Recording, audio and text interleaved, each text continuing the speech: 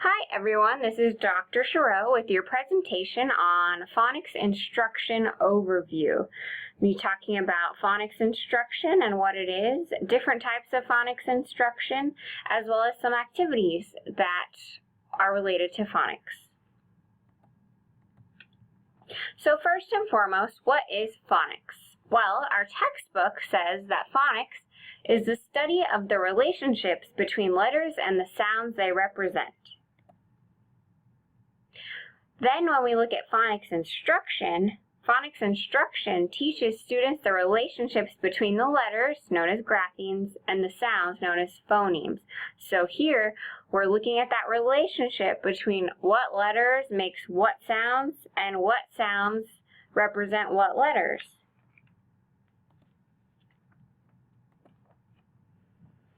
Phonics instruction, there's all kinds of different phonics instruction. In our textbook, in our reading this week though, there are some that are stated, and I wanted to explain those here for you.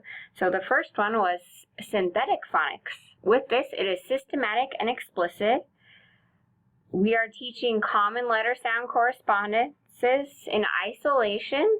So we're just teaching them the letter sound correspondence in isolation without looking at the words or anything like that. And it's taught within a logical sequence.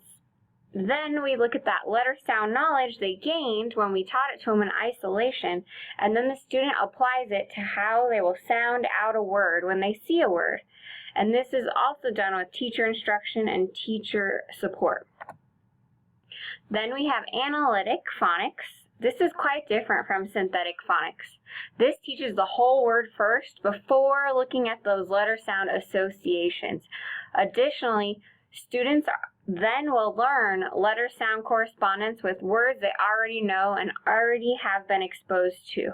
With analytic phonics, letter sounds are not introduced in isolation like they are in synthetic phonics. And research has shown that synthetic phonics really is a great program to use, and it shows some of the largest gains. Also, your textbook talks about phonics through spelling. And this is where phonetic spelling is the base or the foundation for word reading. Students are learning how we break apart those words into our phonemes, how to break them apart into our different sounds. And then the students spell words by taking phonemes and translating them into letters. So they take the word, they break it apart into sounds, and then they try to take those sounds and translate them into letters. So what letters represent those sounds that are within those words? That's phonics through spelling. When we think about all these different approaches and different ways to look at phonics, and we are thinking about special education here, what approaches work best for individuals with dyslexia or, say, a specific reading disability? Well, often synthetic phonics approaches work best, actually. Why, you ask? Well, because they teach sounds in isolation, and it's really important to teach our students, especially those struggling students or our students with reading disabilities or dyslexia, the sounds in isolation. Because if they don't know the sounds, they're not going to be able to produce a word later if they're unable to produce those sounds. Also, it provides practice blending sounds into words, so taking those sounds they learned in isolation and then looking at them and putting them together into words. It's also introducing those graphemes, those letters. It's placing an emphasis on learning to chunk or break words into their basic parts. And so it's not just looking at the word as a whole. We're breaking it into parts. We're making it chunkable and understandable for these students that might not be able to go as fast and need that help and assistance and extra time on step-by-step in a sequential manner. As I stated earlier, synthetic phonics approaches have produced the largest gains along with systematic phonics instruction. Here are some examples of effective synthetic phonics programs. I'm not going to sit here and tell you about each program, but I did want to list some out for you just so you're aware of them. There's the Barton system, which can be used by parents. There's corrective reading. There's Linda Mood, a phonemic sequencing program for reading, spelling, and speech, known as LIPS. Orton Gillingham which we see quite often, phonic reading lessons, read, write, and type, which is on the computer, Slingerland, the Spalding method, and the Wilson reading system. I've actually gone to a training on the Wilson reading system. So now that we have that, what are some principles of effective phonics instruction when, say, we're looking at all those programs that are available to us and that are out there in the world? Well, first we want to make sure there's an emphasis on phonological awareness activities. Next, we want there to be instruction in decoding, so looking at those letters and changing them into sounds, known as grapheme to phoneme. And then instruction in encoding, also known as spelling, looking at those phonemes, the sounds, to the letters. Then we want an application of strategies to decodable text. Well, decodable text is a type of text in which readers can use their phonics skills to decode or decipher these words, and it's predictable, unlike English language, which isn't predictable at times. Also, our phonics instruction should have a logical sequence. There's a set of steps we want to teach things in, and it makes sense. We build on certain skills, simple to more complex. We want to teach sound spelling relationships directly. We don't just want to assume a student knows them. We want to keep our lessons brief as well as fast-paced. We don't want to lose a student. We want to begin with what children know. We want to provide built-in practice and review, so we're always building upon those prior knowledge and other skills the student knows. We're also adjusting our pace and regrouping as needed. And then we're creating word walls or letter charts. So when we think about our logical sequence, what is it? You're probably wondering. Well, we want to begin with sounds, not letters.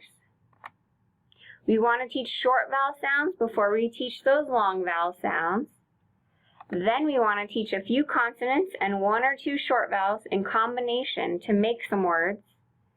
Then we want to teach our continuous consonants first, those ones that we can continuously say with a breath of air until we run out of breath, like or s. We want to use a sequence in which the most words can be generated, and then we want to progress from simpler to complex sounds. Doesn't seem like rocket science, but there are programs out there that don't necessarily follow a certain sequence of instruction. And when we're looking at phonics instruction, especially with our struggling readers, or those readers that have disabilities, specific learning disabilities in reading, we really do want to make sure we have a sequence of instruction. Also, we can color code words based upon how difficult they might be. If it's green, it would be phonetic regular words such as cat and swim. Yellow would be irregular, but we have a frequent spelling pattern such as the word night. And red would be an irregular word such as once. So we kind of use our stoplight for color coding here. Something that you can do with students is called the Talk to Yourself chart, and it has 7 steps, and I'll also demo and show you what it is as well. So number 1, the word is blank, and then when the student stretches the word, you ask them how many sounds they hear, and then there are how many letters because of why, what's the spelling pattern, and then what do they know about the vowel, and then what is another word they might know that has the same spelling pattern. Let me show you some examples. So, let's say that our word is right. When I stretch the word, how many sounds am I hearing? R, I, t, right. Well, there's 5 letters in this word, and because IGH is representing the I sound. Number 4, the spelling pattern is IGHT. This is what I know about the vowel. The vowel is the only vowel in the word, and it says its own name. Another word I know with the same vowel sound is ride. And then finally, other words that share the same spelling pattern are light, fight, flight, right, and night. And so this is the Talk to Yourself chart, and here's an example with the word right. You can also do this with other words as well. Next up, we have change a sound. With this, we're we're providing the student with letter tiles. Remember those letter tiles we've been seeing in our videos with Michael. They're kind of square and they have letters on them. We have the student listen to the word and then change a sound by altering one letter. And so here I made some words for you and I altered it already. So if we started with the word mat and I asked the student to alter a letter for me, they're changing that M to a C and they're creating a different word, which is cat. And then they're changing the C to an F to make fat. And then now we're going to change the ending sound, F-A-D. So now it's fad instead of fat. And now we're going to change the beginning sound again to make it mad. Then we're going to change the ending sound to make it map. Then we're going to change the medial sound, the middle sound, which is the hardest for students, to an O, which will be mop. And then we'll change the beginning sound again, which gives us top. Then we're going to change the middle sound to tip. Then back to the beginning sound to lip. And then here we're going to add a letter. So we added an S and we made the word slip. And then now we're going to take out the L and we get sip. And so students can do this and change this in different ways.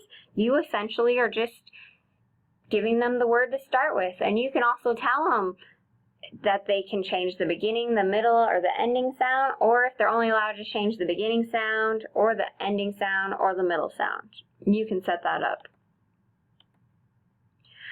Now we have making words. With this, we're going to give each student 6 to 8 letter tiles with 1 or 2 vowels. As you can see on the bottom, I have letter tiles here. I have the consonants T, S, N, T, and P, and I have the vowel I. I'm going to have each student make 2, then 3 letter words using these letters. And then we're going to continue a pattern, increasing word length 1 letter during each step. So example of words could be it, sit, slit, split, and splint with these kind of words.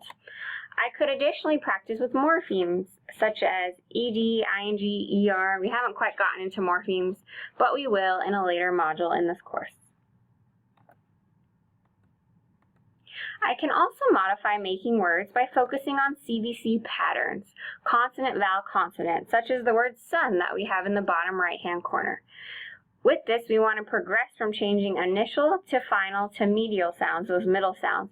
Remember, medial are the most difficult for students. Initial is the easiest, and then following that would be the ending sound, and then the most difficult is the medial sound. We also can integrate with a reading or writing activity, or we could pair an at-risk student with a tutor, another student that's doing well. And this is often known as peer tutoring. We have some questions to consider when we think about phonics instruction or just working with students in general. What does the student already know? What does the student need to be able to do? What else do you need to know in order to plan your instruction?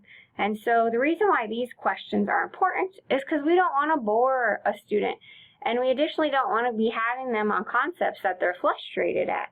Let's look at this Peanuts comic here. It says, I have a great fear of being boring. I also have a great fear of being bored. What's the most bored you've ever been besides right now? So we just want to make sure we're not boring our students and they're not like our Peanuts characters in this comic. So you want to make sure you're planning ahead, you're knowing what they know, and you're seeing what do they need to be able to do and not teaching them concepts that are beyond their head or beyond what they're capable of. Next up in our next module, which will be on Phonics Part 2, we will talk about phoneme grapheme mapping, and then we will go through the 6 syllable types.